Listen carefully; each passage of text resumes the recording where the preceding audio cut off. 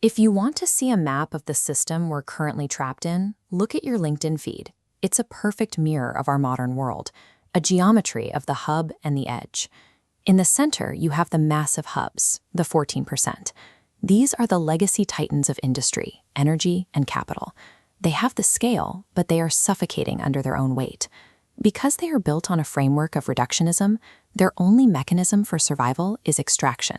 They can only sustain themselves by pulling value inward from the surrounding network.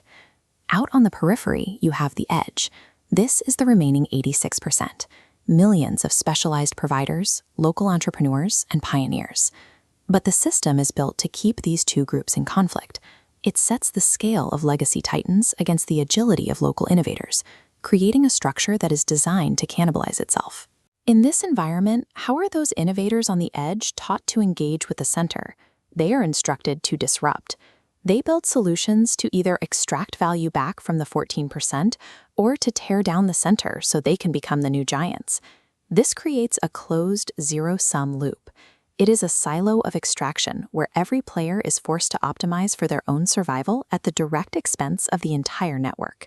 We cannot innovate our way out of this trap using the mindset that built it. We don't need better disruption. We need a way to change the geometry of the system itself. Our current architectural mindset started in the mid-20th century when we developed the science of modern efficiency to build the industrial world. W. Edwards Deming revolutionized this field. He proved that failures were the result of flawed systemic architecture, not individual workers. These principles of mechanical reductionism and quality control built the modern assembly line. They were designed to make machines and processes more efficient.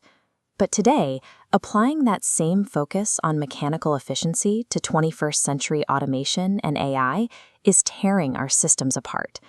When you make an extractive, zero-sum system exponentially more efficient, you simply accelerate its collapse. Efficiency without a new architecture just drains the edges faster.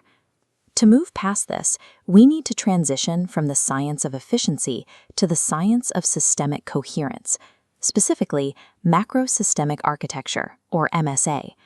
MSA operates on the understanding that true systems are fractal. This means that the mathematical patterns that govern a small local node are the exact same patterns that govern the global grid. The structural blueprints for a local community hospital network use the same geometric mechanics as a global energy grid.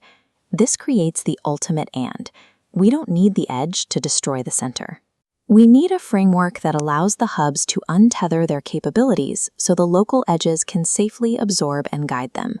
Moving a system away from disruption cannot rely on hoping for good behavior. It has to be built into the network's physics.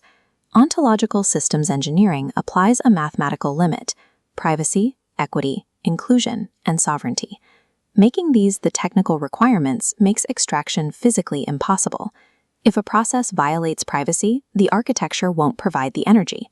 The zero-sum game breaks, creating a mutually stable, synchronized system.